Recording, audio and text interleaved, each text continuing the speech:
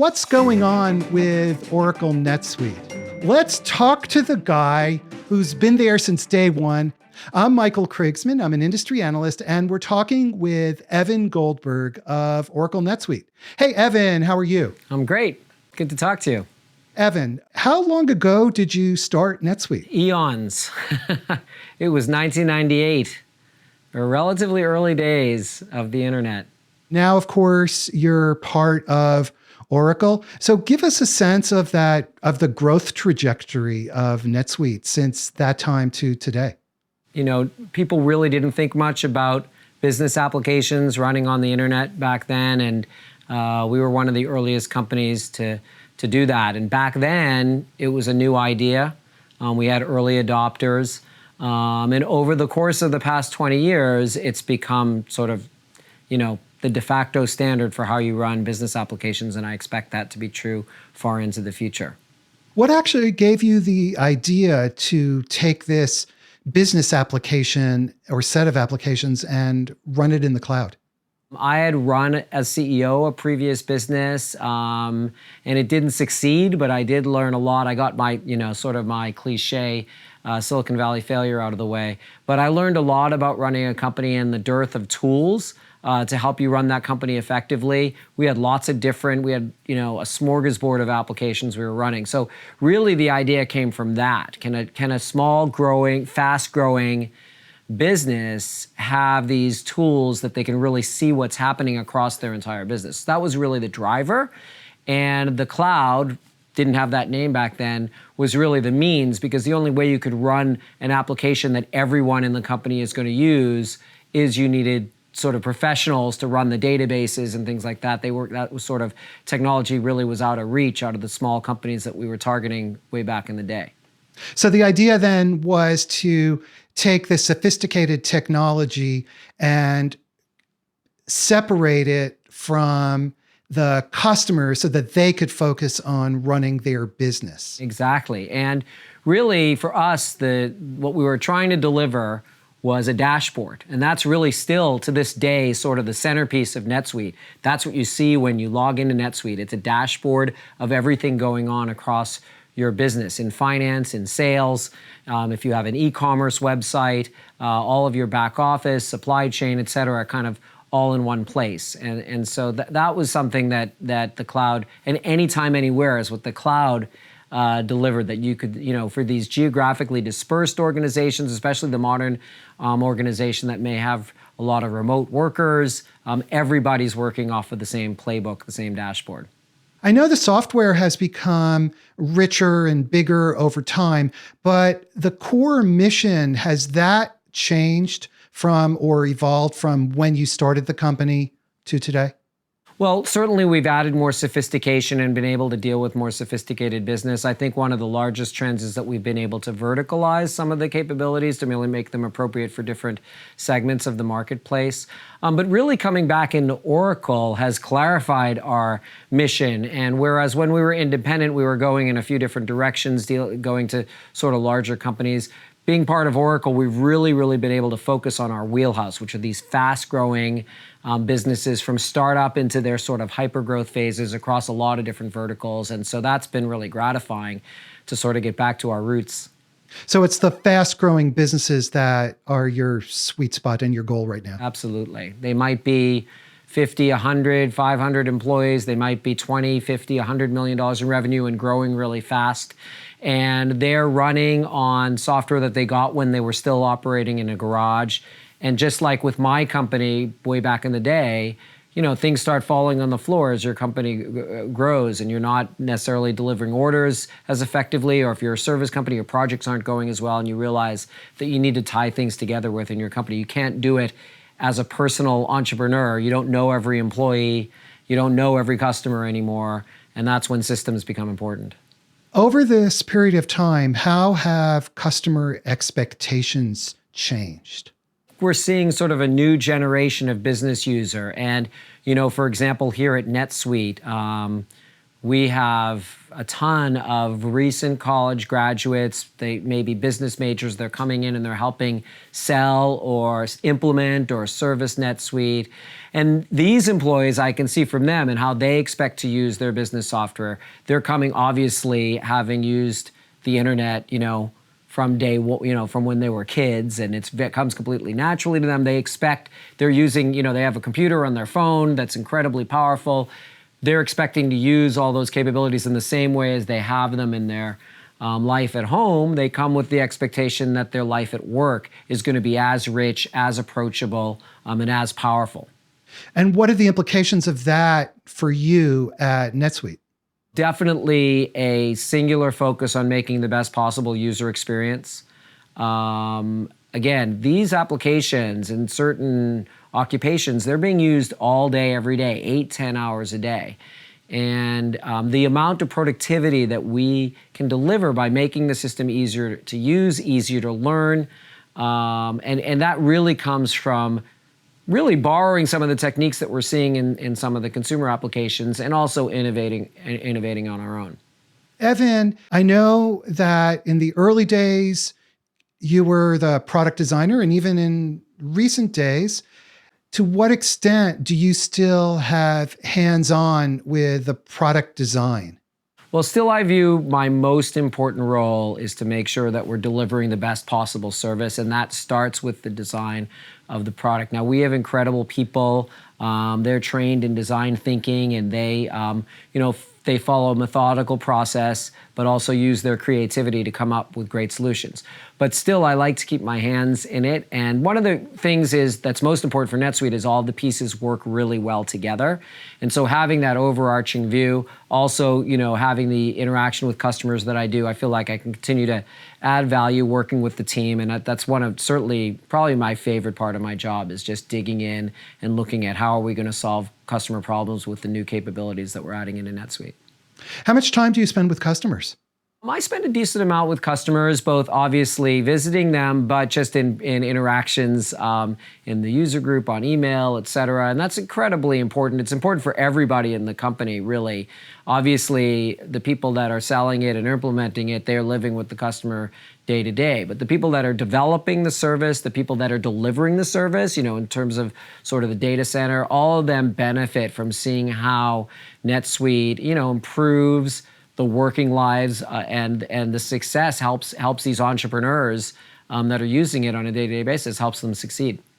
And so in a broader kind of strategic or trajectory sense, how do you take this customer input and then make the decisions, we need to go here or we need to go there? You're not just going to follow the list of things that customers are asking for. I mean, they're not privy to all the kinds of things that you could possibly do. So I think it's really a collaboration, and it's a synthesis of the things that they're requesting from their use of the product and the ideas, innovations that you have. This is especially true when there's new technologies available, like machine learning. How do you won't necessarily get a lot of customers saying, I wish you were able to tell me which projects were at risk, because they don't even know that it's possible. So it's really a synthesis, but when we have an idea that we think is great, and we think that we're sort of skating where the puck is going, we like to use those Canadian analogies, we certainly need to kind of corroborate that information by going to customers and saying, here's what we're thinking about, do you think that would help you? And then obviously collaborate with them on the design of new capabilities. As a product designer for decades now, can you shed any insight on what you've learned that makes customers want to adopt a new version or features? That's what design thinking sort of is all about. It's about empathizing. It's about really, looking at the personas that are going to be using it and thinking about the big picture for them. What are their pain points? And if you go to customers and they tell you that this is my pain point on a daily basis, and you keep your focus on that and making that easier. And then, of course, you want to astonish them with how you make it easier. And that's about the creativity. That's about using, the latest capabilities on smartphone, or, on the iPhones, just everywhere. There's kind of these powerful new technologies, machine learning. But ultimately, you're bringing all that to bear on the customer problem and staying focused on what is the problem we're solving. Who has this problem? What are we trying to do for them? How do we want them to use it? Staying focused on that the whole way through the design process, and really realizing that design is a means to an end, not an end in itself. So it's a combination then of the functionality married to the user experience. Right. That's a much more pithy way of putting it than I had. And how do you make the investment decisions about what to develop and what not to develop? This especially becomes challenging when you're working in lots of different segments, lots of industry segments, lots of different verticals. I mean, we have very powerful capabilities for product companies, and we have very powerful capabilities for service companies. So we do a lot of analysis of where our fit is already good and can be better, where there's a lot of need. Obviously, again, we can look at our customer base. We have an enormous amount of data about our customer base, how they use it, and they're feeding that back to us. So it really are generally data-driven decisions, again, there's so many great tools now to analyze data. We have so much data to analyze. Picking the right questions, if you pick the right questions, you can get some great answers.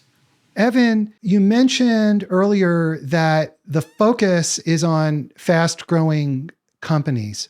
So what does that imply for the evolution of the NetSuite product? Well, the good news is I expect there'll always be fast-growing companies, so there's no end to that. And I think, there's a lot of different trends, kind of technology trends that are important. Ever-increasing access to data, ever-increasing computing power to do machine learning.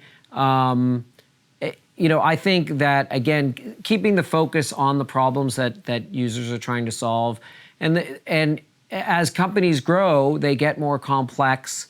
They find other areas that they need to automate.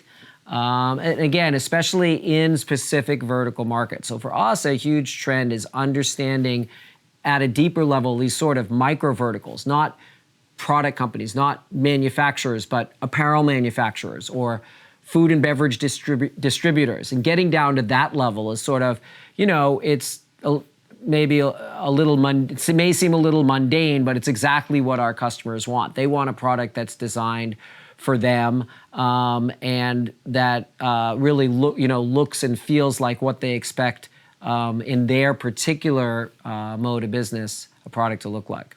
You raise a very interesting question, which is, how do you as software designers gain the knowledge and the insight of these micro verticals and micro processes to make the software useful to these folks? A lot of sort of how we've built our organization over the past few years has been bringing in industry experts, subject matter experts, some of whom have worked in the industry themselves or have been working with that industry for a long time. And it's great. I mean, the engineers love it because just the precision that they can specify the problem is great. And so that's definitely been a trend, and it's across the organization and the people that implement. We do that on a vertical basis. We have experts in your industry that are going to be implementing NetSuite for you and understand your pain points and what makes your company tick. That's the core of your strategy then going forward, are these verticals and then narrowing down into the micro verticals as you described it. Absolutely. I think that, and then continuing to deliver a world-class user experience across all these different verticals. I think those are the two major trends that will drive us. In the larger sense, what's driven NetSuite is, again, the fact that everything works together. And so as people may start implementing NetSuite to do their accounting and financials, but soon they'll branch into supply chain. They may adopt our HR capabilities, Suite People. They may go into commerce. And as they use more of the suite, they sort of get exponential value because of all the great connections we make between the different parts of the system that mirror all the connections you have as an actual functioning organization that may be at risk of becoming siloed. And with, systems like NetSuite and using discipline, you can keep your business processes that tend to cross departments working really smoothly. So that's the other major area that we've always focused on and will always continue to focus on. We call it unlocking the suite. Do you sense any resistance now to the cloud? Years ago, there was resistance, concerns about security and control over data. Do you sense resistance now at all? No, and we saw the sort of tipping point several years ago when, I used to have these discussions and people that implement NetSuite often, driven by CFOs potentially that are inherently conservative. There was another cloud product, a company that started a few months after us that had a lot of success in sales, inherently not quite as conservative, willing to put their business information on the internet. And it was I always found that humorous that CFOs didn't want to put their financials on the internet, and yet they seemed to be comfortable with all of their customer information and sales information going on the internet. So I'd have that discussion. But now I don't have those discussions anymore. I think it's the last remaining on-premise vendors that now have to have the discussion, why would I want to maintain my own data? Why would I want to have to deal with making sure I've done the latest patch of my database, et cetera? So there definitely was a flip a few years ago, and it's not a conversation we really typically have anymore. This cloud thing seems to have worked out pretty well. It seems like it's going to stick. I don't know if it's going to be 1,000 years like Larry Ellison predicted, but I think it's going to do pretty well for a while. Evan, as we finish up, you see and have seen many, many NetSuite implementations across a range of customers. And I think customers get concerned. They hear the term ERP. And so what advice do you have for customers on running a smooth, easy implementation? Our customers get the sales and implementation of their product is through something called Suite Success. Obviously, the goal being success.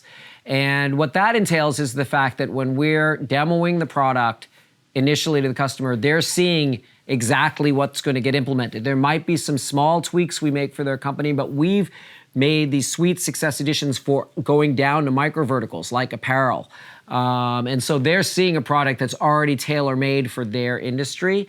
Not every company is alike, but they are a lot alike once you go down to that level of industry. So I think that's my advice would be to make sure that what you're being shown, is tailored to you, is right for your type of business.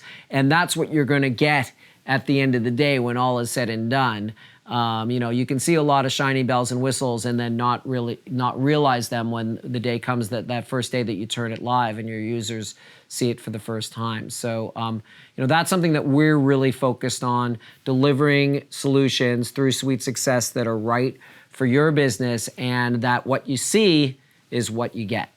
So that close fit between the software and your business is a crucial dimension of smooth success within implementation. Right. And we've implemented, hundreds, sometimes thousands of companies within a particular segment. We're taking all that learning about these segments and building it in. So really is a collaboration. What we find with customers is they really appreciate getting those best practices built in, not having to reinvent them. And then, of course, the last mile is making sure that it gets tailored. And NetSuite is incredibly flexible. It's really easy to tailor. So taking those industry best practices and then tailoring them for really make it right for your business. And that's sort of, I think, the secret to success in these, that daunting ERP implementation. Evan Goldberg, thank you so much for taking time to speak with us today. Thanks so much for having me.